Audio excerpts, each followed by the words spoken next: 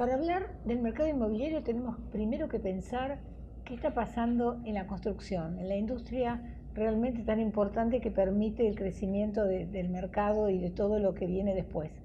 Y para eso vamos a hablar con Marcelo Perri, que es socio gerente de Obras y Sistemas. Gracias por venir acá.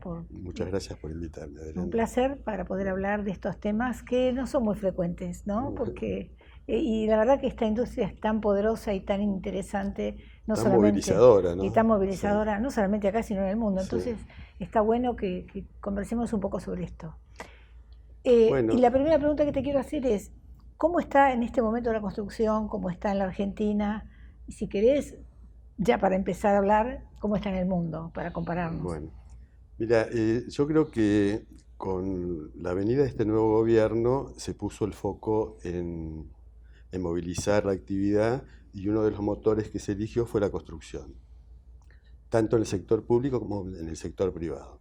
En el sector público había muchas obras paradas, se iniciaron nuevos proyectos, muchas obras viales, obras de saneamiento, de infraestructura, hospitales, escuelas y viviendas. Y después en el sector privado, el hecho de salir del cepo, Claro. la ley de blanqueo de capitales y un poco la apertura de los créditos en sus dos formas, ya sea a tasa variable o con el advenimiento del UVA, generó bueno, que todo el mercado de particulares y demás genere una demanda y por supuesto la industria enseguida Responde, responde claro, con mucha ansiedad, exacto. estábamos con mucha Eso, ansiedad estábamos tan, de generar trabajo. tan quietos, ¿no? Y Durante bueno, mucho primero tiempo. se fue consumiendo el stock de propiedades que había y después las empresas fuimos y los desarrolladores impulsando la construcción de nuevas unidades. Y bueno, en este proceso estamos y yo creo que hay datos muy concretos.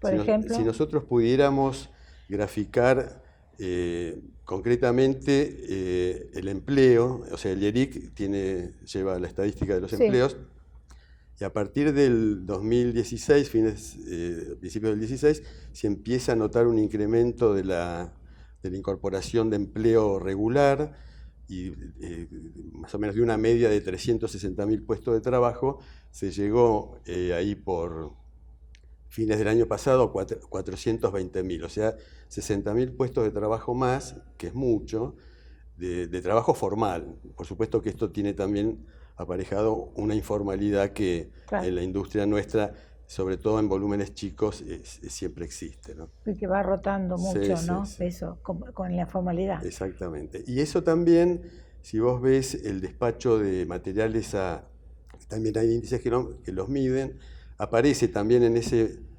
crecimiento paulatino hasta fines del 2017, en despacho de materiales a plaza, y también podríamos tomar como un índice muy elocuente, la municipalidad lleva en forma anual la cantidad de metros cuadrados que se Que se construyen, aprueban, sí. Que se aprueban y, sí. y tenemos de una media de 800.000 metros anuales, un incremento de casi 500.000 en el 2016 y otros 500.000 en el Es 2017. una buena cifra. Es una cifra muy Sobre todo importante. pensando siempre de dónde venimos, porque también hay que evaluar eso, ¿no es cierto? Claro, sí, Si sí. viniéramos de un crecimiento alocado, bueno, esto no sería lo mismo, pero el impacto sí.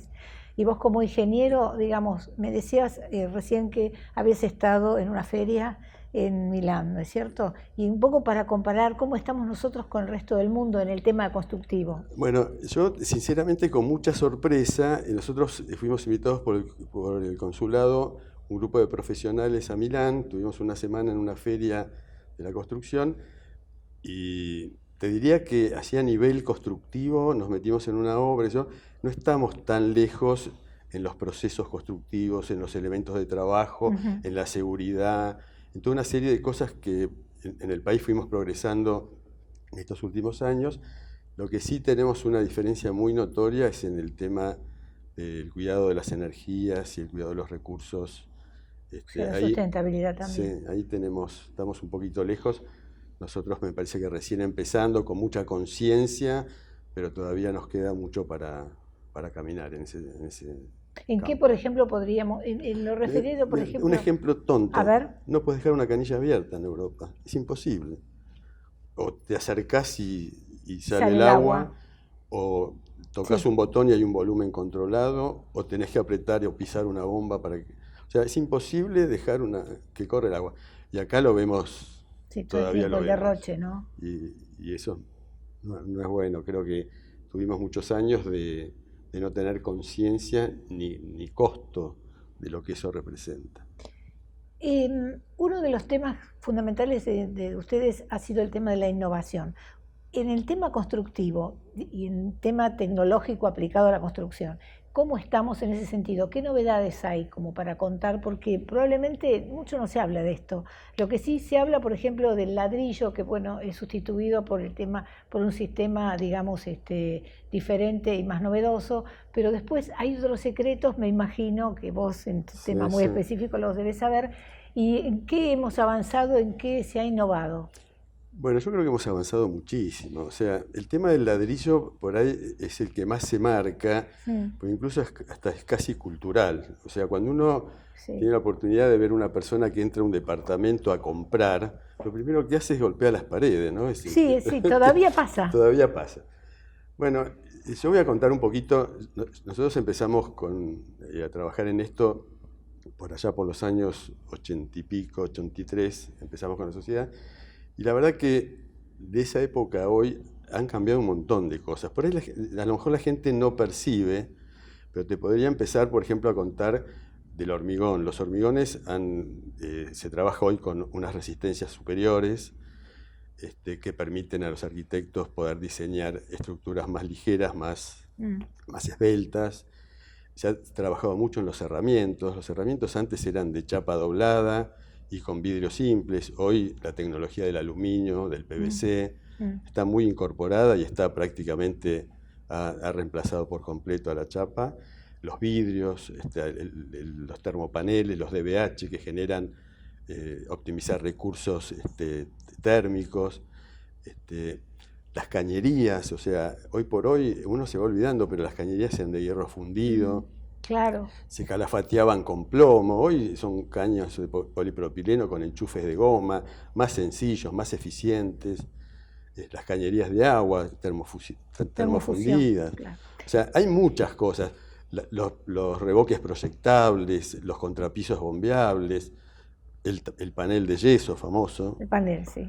Los revestimientos. Ahora, cuando vos me mencionás todo esto, ¿es fácilmente aplicable a un edificio, digamos, que va a ser premium o a un edificio, digamos, como más medio en cuanto a digamos, en cuanto al costo? Vamos a eso, ¿no?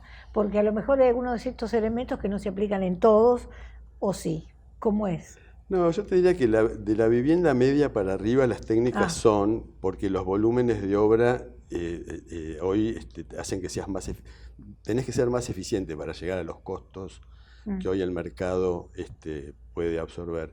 Y para eso tenés que tener técnicas constructivas y procesos constructivos.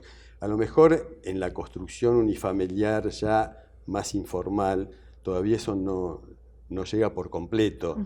Sí el aluminio, sí la cañería de agua y demás, pero el ladrillo es más difícil de reemplazar, porque incluso hasta la forma corporativa de que ellos se construyen las casas, se juntan, o sea, es otra industria, la venta es otra industria. Ahora, y cuando hablamos de esto, ¿estamos hablando de Buenos Aires o también del interior? Porque también esas hay diferencias, ¿no? Sí, en las grandes ciudades del interior ya se construye como acá, Córdoba, Santa Fe, Rosario, Mendoza. Sí, es lo mismo. Bariloche, Neuquén, o sea, ya es lo mismo.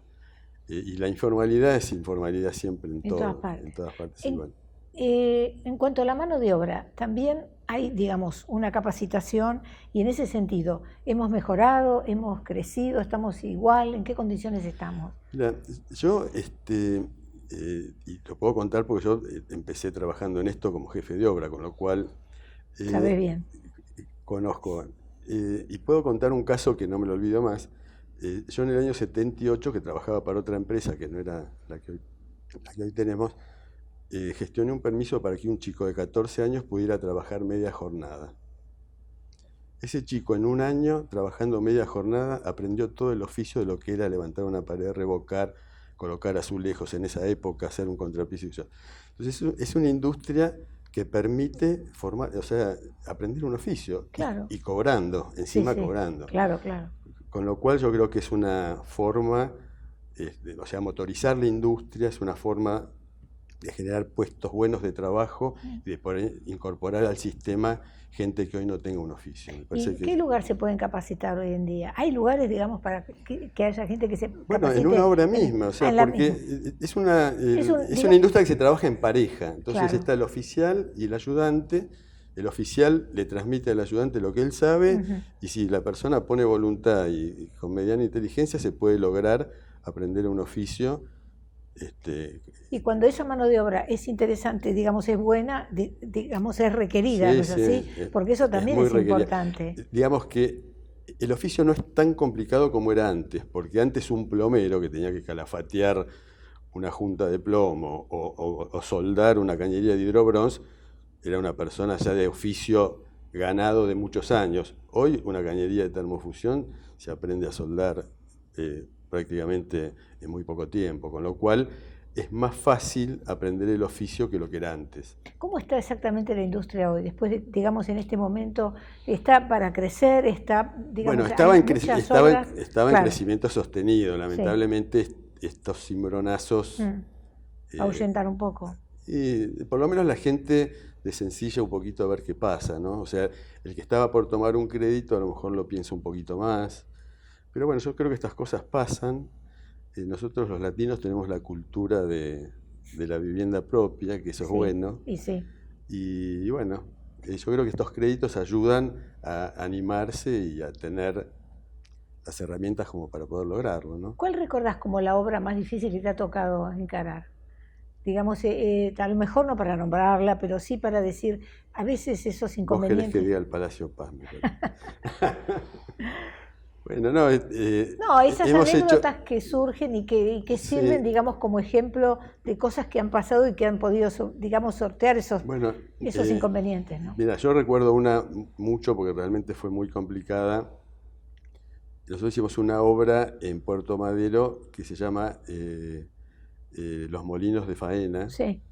Está ahí justo enfrente al monumento a Fangio, ahí en Belgrano y Juan Amanso. Bueno, esa obra es un edificio de 1906 y estaba fundada a la altura de la calle. Había una platea a nivel de calle. Tuvimos que hacer un sistema de pilotaje y unos pórticos metálicos para sostener el edificio. Rompimos la fundación y fuimos 2 subsuelos para abajo. O sea que en un momento bastante largo de la construcción el edificio estuvo en el aire. Y bueno, si bien la técnica decía que funcionaba, hasta que no lo completas... Sí, pero salió todo bien. Sí, por suerte salió muy bien. El edificio quedó muy lindo y fue un éxito comercial aparte. ¿Y cuál es, digamos, en este momento, cuál es, digamos, la obra más importante o en este momento dónde está centrado, digamos, el interés de la empresa? ¿Dónde está el foco puesto? Bueno, nosotros somos una empresa que más o menos ejecutamos de 10 a 12 obras simultáneas. En estos momentos tenemos 2 obras muy emblemáticas. Una es en Belgrano, que son 2 torres que suman 55.000 metros, que están en lo que era el predio del Colegio de la Misericordia, ahí en Arcos y Zabala. Sí. Es una torre, es una obra muy importante. Y la otra obra también muy importante y complicada es la obra del Palacio Paz, que es al lado del Círculo Militar, que se toma una parte que era terreno del Círculo Militar. Y bueno, esa obra tiene la complejidad que pasa el túnel del subte ahí, así que tuvimos que fundar el edificio arriba del túnel con unas vigas aporticadas con unos pilotes de 20 metros de profundidad. ¿Hay alguna historia detrás? No. No para contar. No. Bueno, y digamos como para ir cerrando la nota, vos hablabas un poco de la experiencia a nivel internacional y esto que vos contabas, ¿no?, de las diferencias que tenemos a nivel sustentabilidad. ¿Cuánto tiempo puede llevarnos a aprender a incorporar esos elementos como el tema de la energía, la sustentabilidad, o sea, el cuidado del medio ambiente, porque de eso mucho no se habla. ¿Y cuánto tiempo nos falta por delante para poder aprender a incorporar todas esas tendencias de las cuales se habla todo el tiempo en el mundo, ¿no? Sí, sí. Sí, yo me imagino que es como todo, ¿no? O sea, la gente aprende más cuando le cuesta. Yo creo que este tema de las tarifas nos va a poner un poquito más en conciencia o sea, no solo por la conciencia propia de la, de la naturaleza de los recursos, sino también porque realmente es como tirar riqueza, ¿no? O sea, dejar una luz prendida, dejar una canilla corriendo, es derrochar lo que otro necesita. Y creo que eso es una cultura que la tenemos que inculcar mucho, y el tiempo creo que ayuda y la gente lo va. A mí me da la impresión, un poco para ir cerrando ya la nota, ¿no? Que en alguna medida ha ayudado el tema de las oficinas corporativas cuando se empezó a hablar justamente de ese tipo de construcción donde se aplicaban sistemas de sustentabilidad, ¿no es cierto?, que se aplican las normas LEED. Entonces allí es como que hubo como un cambio de conciencia a la hora de construir, ¿no? Con esto que vos decís, el ahorro de la energía, ahí me parece que empezó a hablarse acá, pero bueno, estamos hablando de oficinas y no de viviendas. En lo residencial, ¿en cuánto tiempo, digamos, puede ser que se puedan incorporar esos sistemas? Sí, yo creo que hay, digamos, en el tema de la vivienda, creo que es más fácil, porque uno lo decide por uno mismo. Bueno, ahora hace poco se está por aprobar, se aprobó la ley de poder inyectar a la red energía eléctrica, con lo cual, o sea, el tema de los paneles solares, eso es una cosa que está muy difundida, sobre todo en zonas marginales donde es difícil que llegue la energía. ¿Y cómo se aplica eso? ¿Cómo decir? Bueno, son paneles solares que recolectan energía y se transforman en... Ajá, y eso ayudaría mucho. Sí, sí. Pero eso en la Argentina está bastante... Avanzando. Sí, está avanzando. Los paneles solares, bueno, la energía eólica, que se han licitado un montón de campos con ese tema también se está avanzando. Uruguay lo tiene, sí. o sea, digamos, no está muy lejos la tecnología, o sea, nosotros la podemos aplicar perfectamente y tenemos todos los recursos. Bueno, esperemos que también en estos temas podamos seguir avanzando, ¿no?